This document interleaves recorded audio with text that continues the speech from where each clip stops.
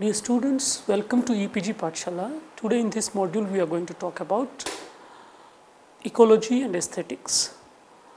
In this module we will look at the emerging subdiscipline of ecological aesthetics that concerns the aesthetic appreciation of the world in its entirety, including both the natural and built environments, and is consequently the broadest category of aesthetics. This area of study emerged as a distinct field in the later half of the 20th century, although its historical roots can be traced to the 18th century British and Scottish theories of natural aesthetics, especially their treatment of the picturesque in landscape painting, which culminating in Kant's analysis of the beautiful and sublime in nature. During the 19th and 20th centuries, aesthetic theory tended to focus almost exclusively on artworks and other objects of human design. But encouraged by increasing concerns with environmental issues among philosophers and the general public, a new interest in the aesthetics of nature and its relationship to the built environment has emerged over the last several decades. Ecological aesthetics today incorporates studies of the aesthetics of nature, including natural objects and larger world, such as ecosystems, gardens and landscape architecture, environmental and earth art, architecture and urban planning, and the relations between different modes of aesthetic appreciation appropriate to these different domains. This extension of aesthetic consideration to both natural and built environments has led to a reconsideration of traditional aesthetic categories and of central tenets of aesthetic theory. Explicitly phenomenological work in ecological aesthetics is still in its infancy, but the insights of many of the major figures in the tradition are applicable to this new field of study.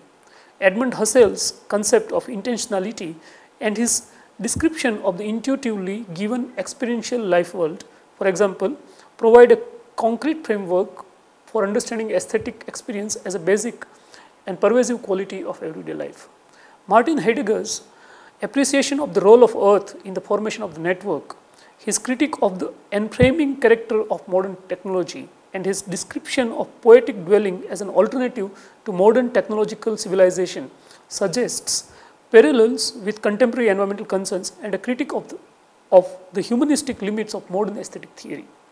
Max Scheler proposes the aesthetic value of nature as a paradigmatic example of the non-relativity of values.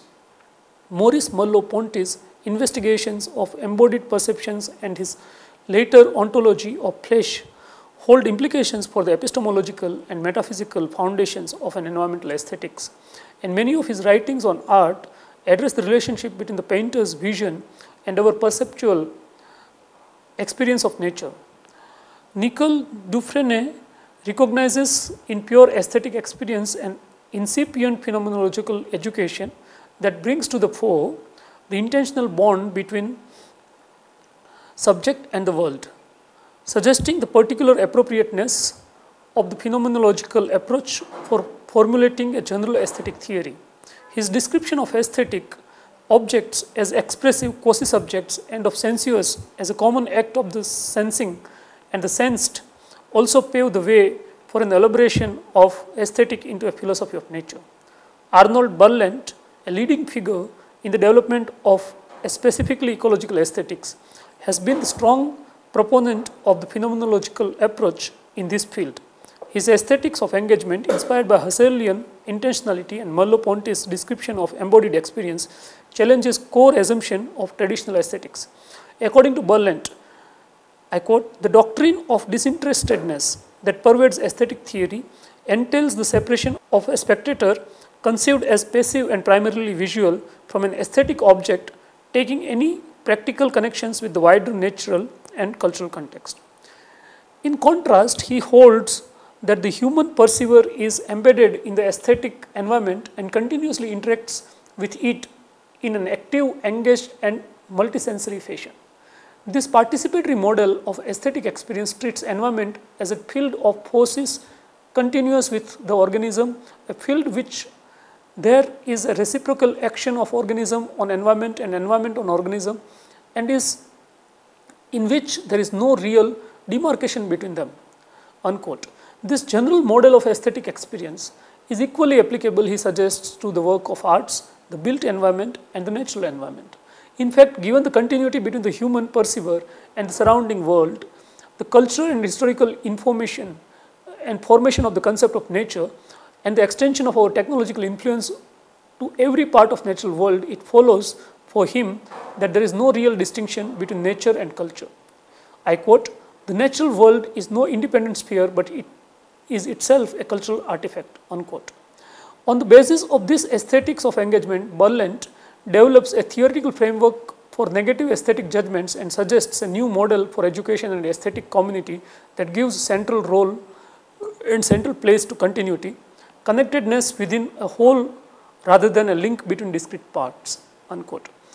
Although Berlant has been the first to offer comprehensive phenomenological theory of ecological aesthetics, other themes relevant to the field have also received extensive treatment by phenomenologists in recent years. Investigators of the role of place, for instance, have combined philosophy with cultural geography and environmental design to form a new area of study that David Simon calls phenomenological ecology. Edward S. Casey argues for a renewed appreciation of the role of place in human experience, which he sees as long obscured by our cultural and philosophical privileging of space and time, and he explores the lived body's role in the formation of place and the distinct characters of built, cultivated, and wild place worlds.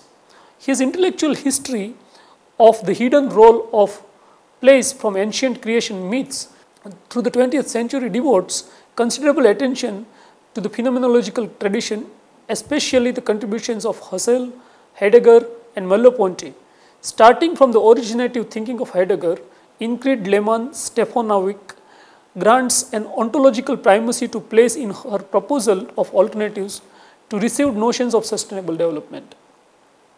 Gay Bacchus and John Murungi presents phenomenological analysis of systemic transformations of urban and suburban landscapes through their dialectical interaction with human activities. Eduardo Mendieta maintains that our very idea of philosophy, including its account of rationality and social agency, is informed by urban specializing practices, a point that he illustrates by taking Jean-Paul Sartre's phenomenology as a paradigmatic example. Other relevant topics of recent phenomenological investigation include the intersection of built and natural environments in gardening and environmental art, as well as the representation of the earth within literature and the fine arts. Collections edited by Anna Teresa addresses the representation and role of earth in literature and human existence and the phenomenological experiences of gardens, especially as figures of infinity and the sublime across a span of cultural and literary traditions. James Hatley finds in the land art of Andrew Goldsworthy a renewed interrogation of the relations between techne and physis that, rather than leaving nature untouched, approaches nature in such manner that our touching is also touched by what we touch, suggesting an aesthetic as well as an ethics of wilderness. Central to contemporary ecological aesthetics is the question of the relation between the aesthetic appreciation of artworks and of nature. Berlant, as noted above, stresses continuity of all forms of aesthetic appreciations that is grounded on the activity of the engaged and participatory human perceiver. In contrast, Alan Carlson emphasizes the difference between these two types of appreciation, holding that common sense of scientific knowledge is necessary for the aesthetic appreciation of nature. According to his natural environmental model, nature is an environment and thus a setting within which we exist and that we normally experience with our complete range of senses as our unobtrusive background, unquote. Nature becomes an aesthetic object when we shift our attention to certain foci within this all-embracing background, which are then experienced as forming an obtrusive foreground.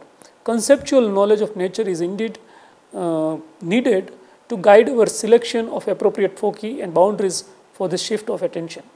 Stan Godlovich, on the other hand, holds that such positions as Berlant's and Carlson's arbitrarily adopt the human scale of perception, thereby failing to appreciate nature on its own terms. As an alternative, he proposes an eccentric aesthetic aloofness, the leveling of all viewpoints to an anonymous uniformity within which the human standpoint holds no particular privilege.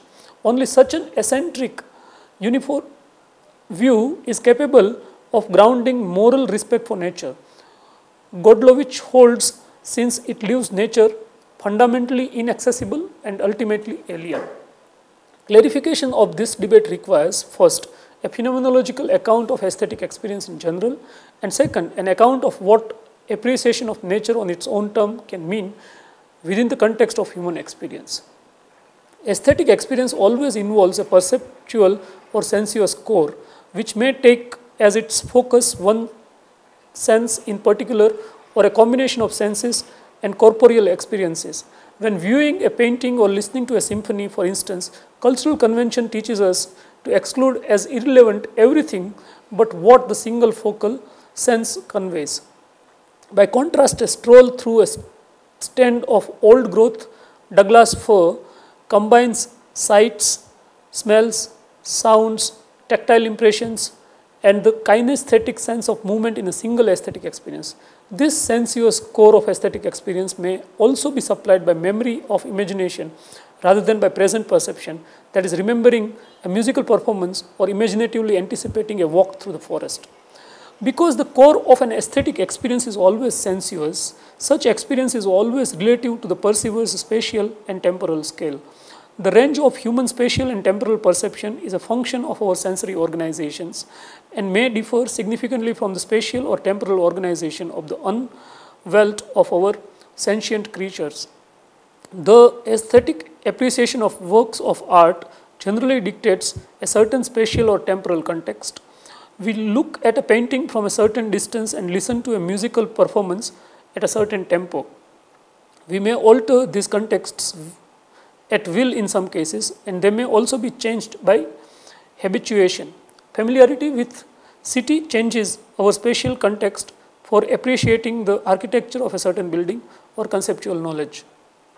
The spatio-temporal limits prescribed by human perceptual organization may also be expanded technologically, that is by microscopes and telescopes or by time-lapse photography, which requires the translation or annexation of this broader or narrower spatial and temporal contexts to those that we are able to experience directly. In addition to such spatial and temporal contexts, the sensory aspect of our aesthetic experience essentially involves framing, the selection of certain foci as aesthetic and relevant against a broader background or horizon. Such selection reflects traits of the perceiver, such as concentration, attention span, expectations, personal history, and habituation, and it may also be guided by cultural norms and conventions. Framing of artwork is typically guided by convention. As with the literal frame of painting or the edge of a theatrical stage, and cultural framing conventions are not entirely absent when we look beyond the world of art. Directional markers and rain gutters are not the intended objects of appreciation on a nature trail, and signs along the highway mark the appropriate stops for a scenic overlook of the landscape. But aesthetic experience often extends beyond objects designed for that purpose or scenes that are culturally endorsed, leaving us with less well-defined guidance in our framing selections. The appreciation of sounds in nature, for instance, involves numerous selections that may be shaped as much by individual as by cultural preferences. How long we should listen, what counts as a foreground or background sound, whether human-produced sounds should be excluded, and even whether we should parse natural sounds into relatively distinct melodies in a serial structure. The appreciation of landscape also highlights the importance of such framing.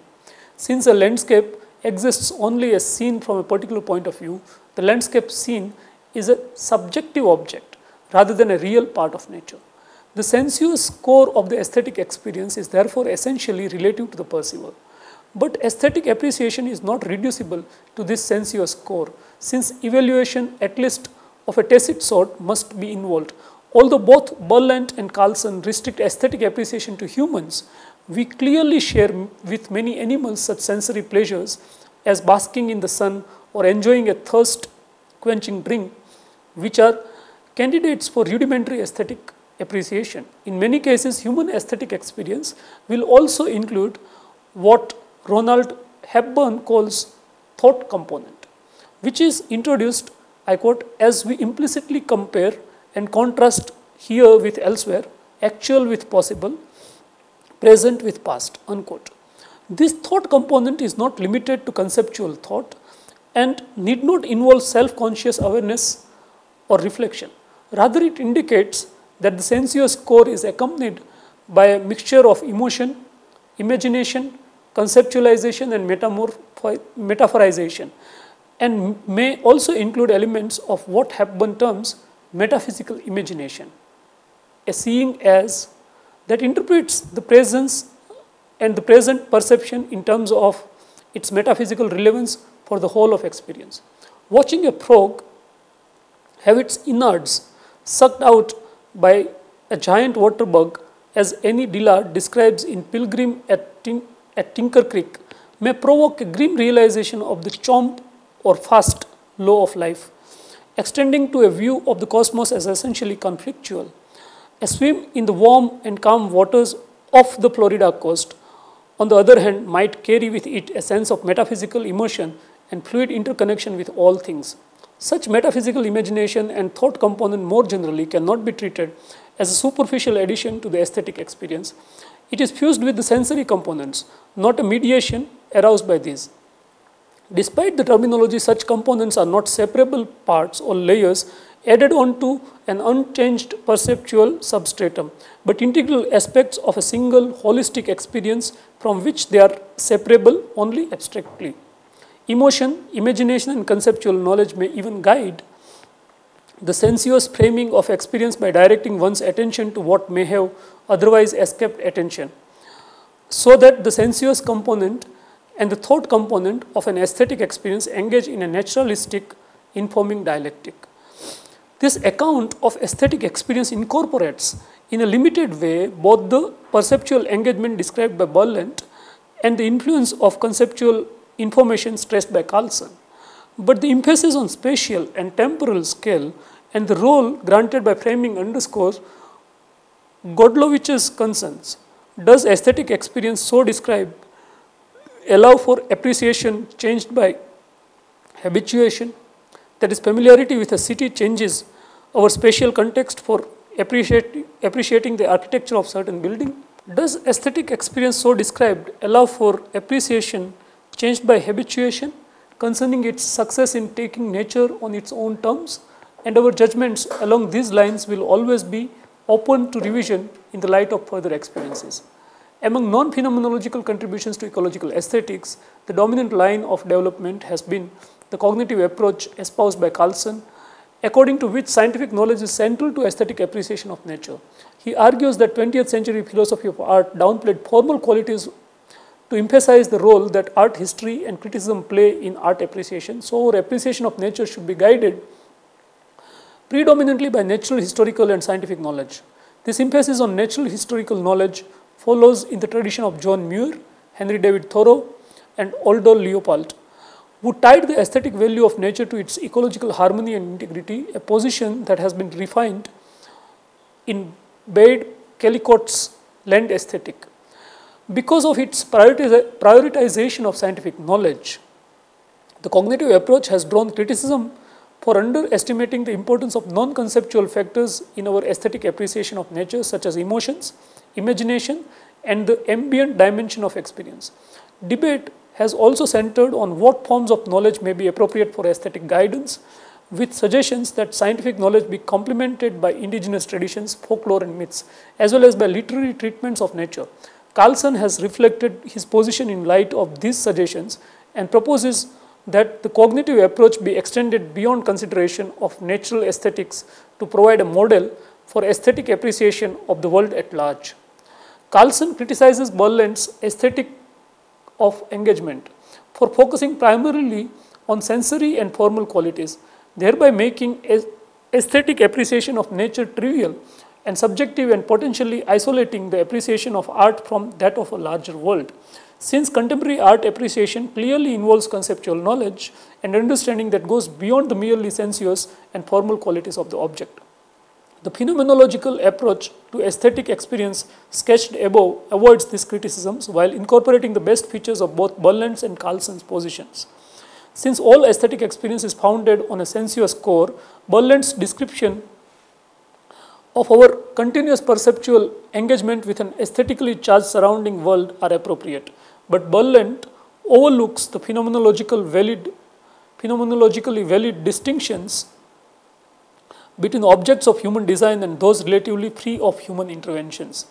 This distinction suggests that aesthetic appreciation of these different objects and of the cases that range between them may be informed by conceptual knowledge, and even that such conceptual knowledge may direct our perceptual scale and framing of these objects. Contra Carlson, the phenomenological view does not prioritize conceptual knowledge over the many other aspects of our complete aesthetic experience, including emotional, imaginative, ambient and metaphysical aspects, and does not exclude other sources of conceptual knowledge apart from the scientific, such as traditional knowledge or literature. While for Carlson, I quote, "Science is the paradigm of that which reveals objects for what they are with the properties that they have," unquote. Phenomenology sees natural science as an abstraction from life-worldly experience oriented toward certain theoretical and practical pursuits. The most fundamental disclosure of objects as what they are is as they are experienced pre-theoretically within the life world, although this experience may be informed by the conceptualizations and sedimentations of the natural sciences. The contributions of the cognitive approach to ecological aesthetics are therefore not at odds with phenomenological insights. Starting from a basic description of aesthetic experiences that would be applicable both to art and nature, the two accounts may be fruitfully combined for a richer understanding of our holistic aesthetic engagement with the world. Thank you.